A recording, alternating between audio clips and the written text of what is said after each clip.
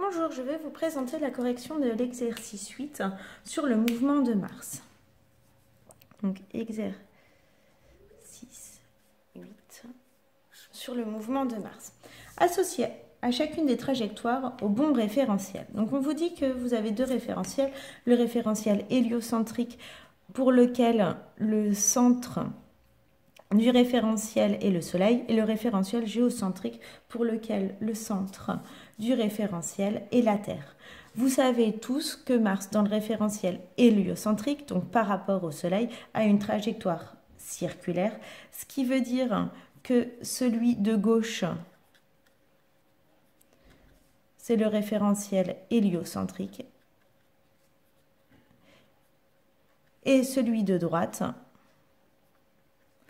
c'est le référentiel géocentrique et on voit le phénomène qu'on appelle rétrogradation de Mars qui a pu être observé déjà par les Grecs où Mars semble repartir dans le ciel.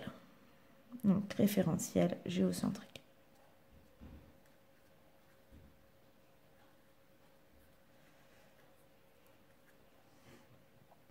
Donc ici, héliocentrique. Et là, géocentrique. Donc, pour le centre du Soleil et pour le centre de la Terre comme point de vue. Petit 2. Sachant que Mars met environ 2 fois plus de temps à faire le tour du Soleil que la Terre, entre deux positions successives de Mars, y a-t-il 25 secondes, 25 heures, 25 jours ou 25 mois? Donc 2 fois plus de temps à faire le tour du Soleil que la Terre. Donc pour un tour, elle met à peu près 2 ans. Mars pour un tour, à peu près 2 ans, soit 24 mois. Et donc comme on a 1, 2, 3, 4, 5, 6, 7, 8, 9, 10, 11, 12, 13, 14, 15, 16, 17, 18, 19, 20, 21, 22, 23, 24, 25, 26, 27, 28. Et on a 28 positions. Ça veut dire que l'on a un petit peu moins d'un mois entre deux positions. Donc un petit peu moins d'un mois, c'est 25 jours. Donc 25 mois, c'est impossible. 25 heures aussi, c'est trop petit. Et 25 secondes aussi. Donc on a 25 jours entre deux positions. Étude de la trajectoire. Tracer les vecteurs vitesse au point 2, 10 et 18. Déjà, il faut les repérer. Hein. Le point étant là, le point 2, 5, 6, 7, 8, 9, 10. Et ensuite, 11, 12, 13, 14, 15, 16, 17, 18. Voilà. Et on va les tracer. Donc, la première chose à apprendre, c'est l'échelle. Alors, l'échelle entre 0 et... Donc, entre 0 et 200, on trouve que ça fait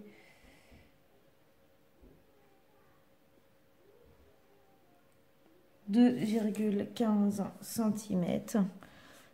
Donc, on va mettre sur le côté l'échelle de distance.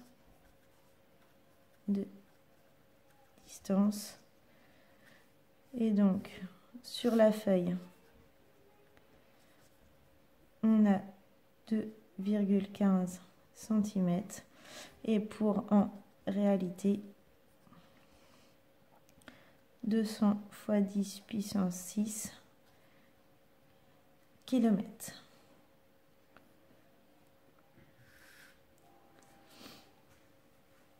Alors, on va commencer par mesurer. Entre le point 1 et le point 3, on a tout pile 1 cm.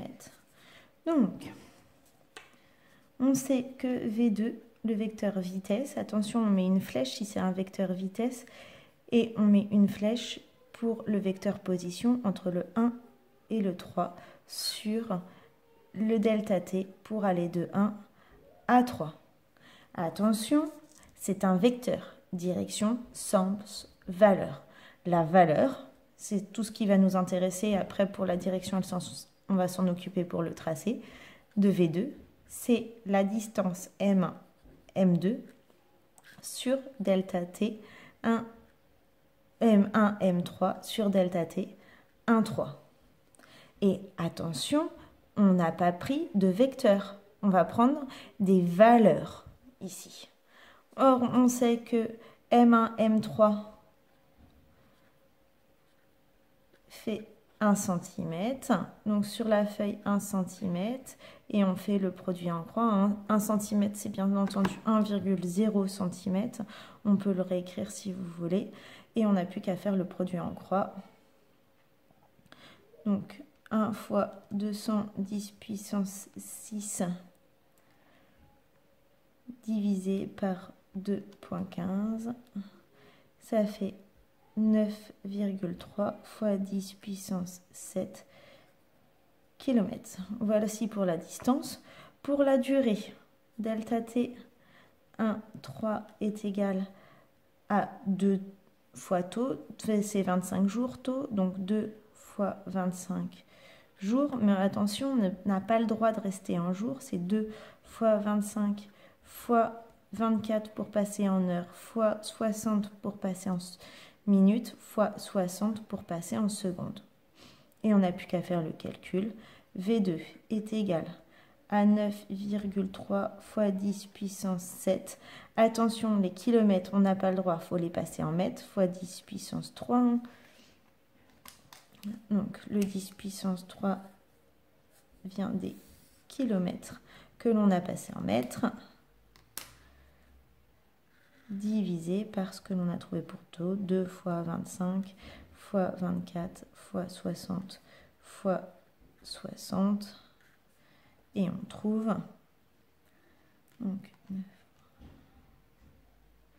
9,3 10 puissance 7 plus 3, ça fait 10 puissance 10, divisé par 2 fois 25 fois 24 fois 60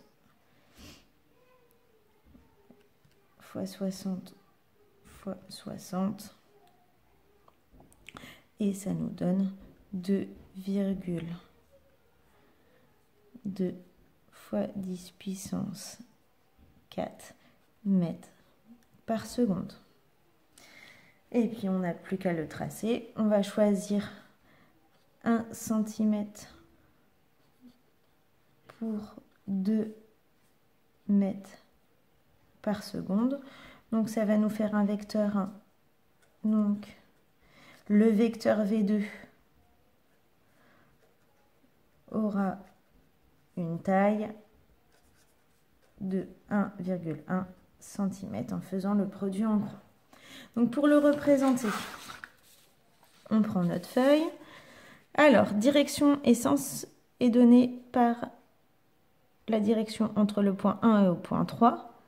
Donc on prend la direction, on reporte au point 2 et on fait un vecteur de 1,1 cm, ce qui nous donne V2. Ensuite, la même chose pour V10. V10 est égal au vecteur. Donc le vecteur V10 est égal à un vecteur M9, M11 sur delta T9, 11. Et si on ne prend que la valeur, puisque c'est celle-là qu'on va calculer, V10 est égal à la valeur de la distance entre le point 9 et le point 11 sur la distance entre le point 9 et le point 11. Or, M9, M11 égale, on va mesurer.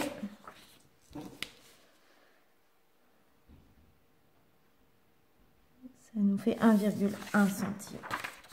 1,1 cm. 1,1 cm. Donc, on va utiliser l'échelle. Donc, feuille, réalité. On a toujours 2,15 cm pour 200 fois 10 puissance 6 km. Là, on a 1,1 cm. On n'a plus qu'à faire le produit en croix. 1,1 fois 210 puissance 6 divisé par 2,15 et on trouve 1,0 fois 10 puissance 8 km. Maintenant, on n'a plus qu'à calculer la vitesse. La durée est la même. Entre deux points, on a toujours 25 jours. Donc, entre delta T 9 et delta T 11, on a 2 fois 25, c'est-à-dire 50 jours. Donc, on n'a plus qu'à faire le calcul. V10 est égal à 1,0 fois 10 puissance 8 km. Donc, on le passe en mètres fois 10 puissance 3 sur 2 fois 25 fois 24 fois 60 fois 60, ce qui nous donne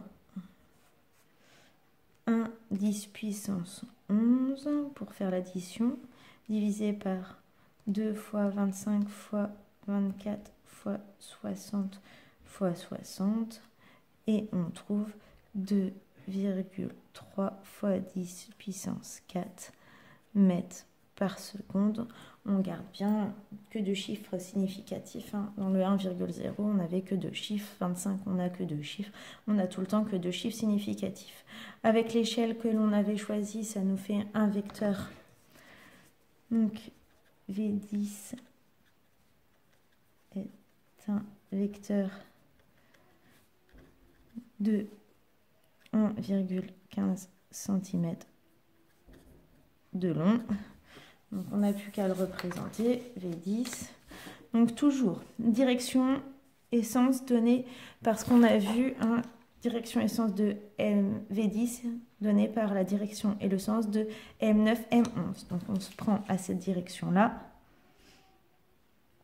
On se positionne sur cette direction. On ajuste au point 10 et on fait un vecteur de 1,15 cm de long que l'on appelle V10.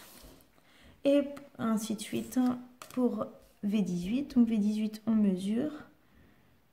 Ça fait toujours 1,1 cm. Donc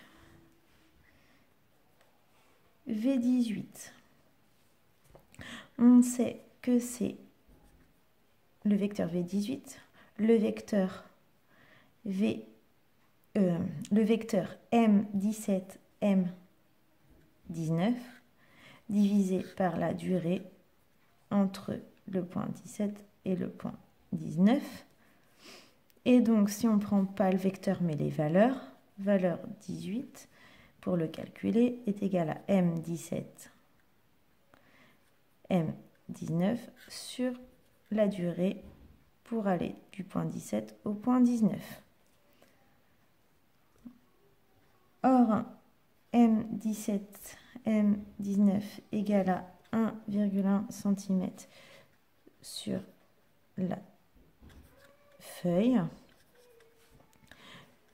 Donc, en réalité, il fait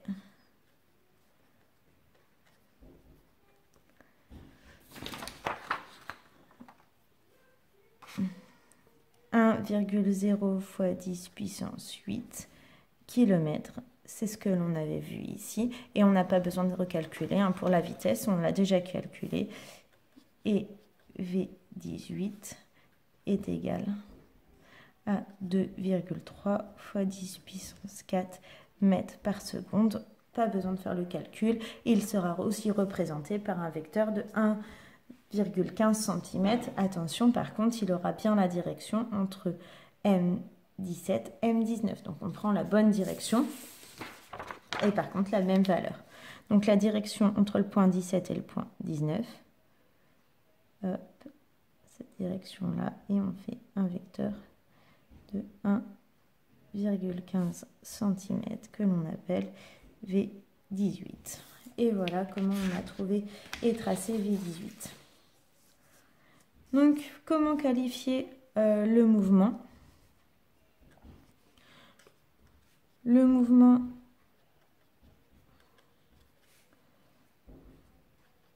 est circulaire. En effet, la trajectoire est un cercle, donc car la trajectoire est un cercle, mais il n'est pas uniforme. Pas uniforme, car la vitesse varie. D'accord? Donc on voit que c'est bien un cercle, mais par contre la vitesse ici est plus petite que la vitesse là. Donc le mouvement est bien circulaire, mais il n'est pas uniforme. Voilà, c'est fini pour cet exercice. J'espère que la correction va aller pour vous. Au revoir.